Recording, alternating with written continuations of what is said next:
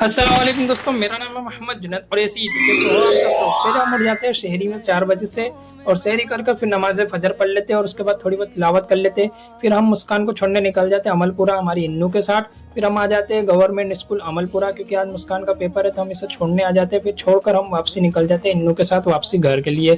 फिर घर पर आके थोड़ी देर आराम कर लेते हैं। आराम करने के बाद थोड़ी देर में आ जाती है हमारी सनाया गोल मटोल बेटी। फिर सनाया को खिला लेते हैं। फिर उसके बाद हो जाता है हमारा जोहर का समय।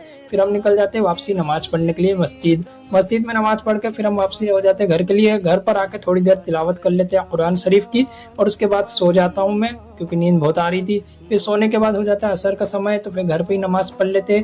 फिर उतने में आ जाता हमारा ईशान, तो ईशान के साथ हम निकल जाते हैं उसके घर, क्योंकि वो दिलवाएगा फातिया, क्योंकि आ जाइए उसके घर पे पिकअप। फिर यहाँ पर हम फातिया आतिया देकर फिर हम आ जाते हैं वापसी घर।